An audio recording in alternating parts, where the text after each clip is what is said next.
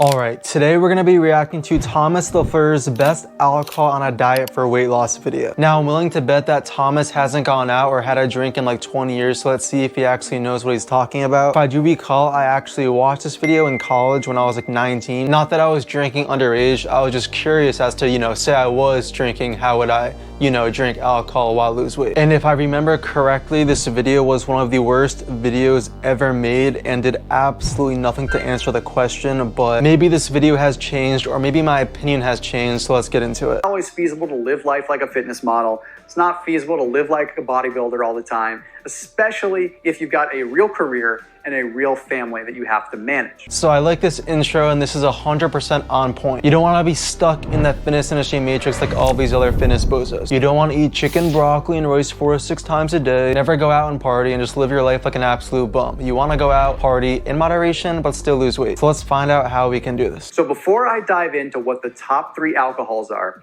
I want to explain how alcohol is metabolized within your body. So we clicked on this video to find out what the best alcohol on a diet is for weight loss. We don't exactly need a full-blown science course on how it's metabolized, but we'll sit through part of it. So ultimately, it's not really the alcohol that makes you fat, it's the fact that your body is prioritizing metabolism of alcohol. That's what can make it easy to gain fat. So part of this is true, but he just has the entire idea completely wrong. In fact, that's literally not at all how alcohol causes weight gain. The reason why you gain weight drinking alcohol is simply because alcohol is super high in calories. So you are just more likely to be in a calorie surplus and take in an excess of calories and just gain weight. It's not like the liver is like, oh, let me process this first before food and store that as fat and then store the food as energy and then not get fat. Like, no. So the way that you can combat this is by finding an alcohol that is easier to digest. No, Thomas, who gives a f about what alcohol is easy to digest? You want the alcohol that has the least calories. You're looking at it too much from like a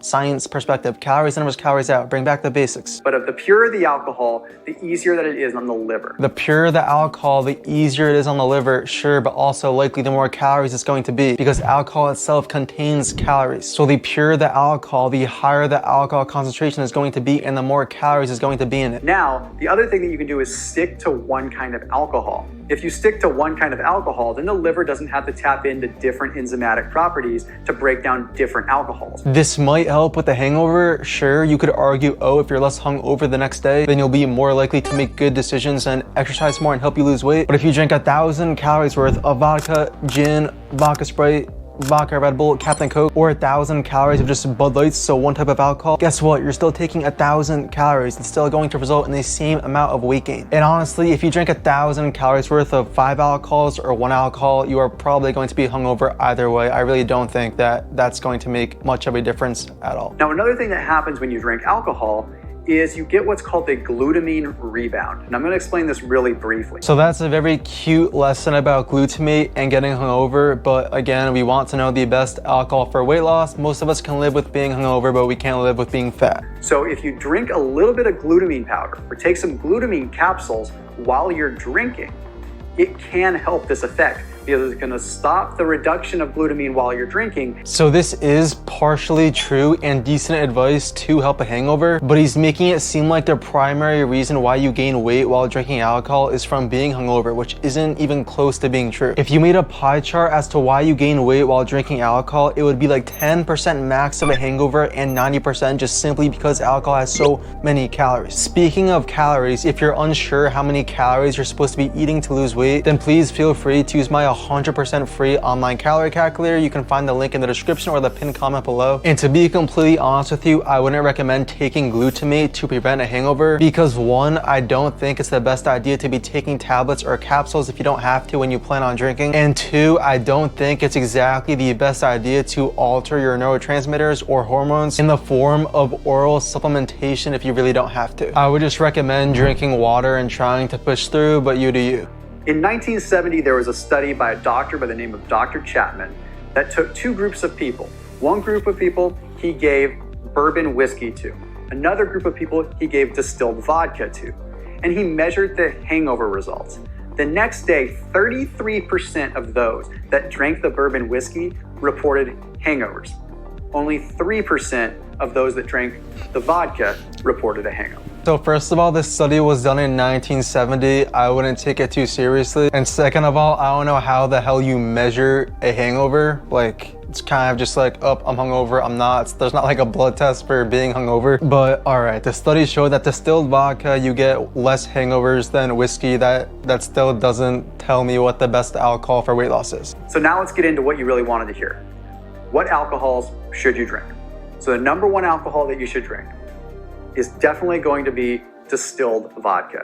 And you want to get it as much distilled as possible. So triple distilled, quadruple distilled, whatever you can, get it with as much distillation as possible. So he's saying number one is distilled vodka. Now you're probably wondering, well, what's distilled vodka? He's saying you want to get it 3 to 4 times distilled. Well, Tito's, which you're probably familiar with, I believe is 7 times distilled. And let me ask you this, when you drink Tito's, do you get hungover? Just like any alcohol, if you drink enough of it, yes, obviously. He used Smirnoff here in his video, but I'm pretty sure Tito's is even more distilled than Smirnoff. And if I drank enough Tito's, I would definitely get hungover, no questions asked. You see, when it goes through a distillation process, it cleans out a lot of the congeners, but it also cleans up the alcohol so it has less acetaldehyde when it actually hits your body.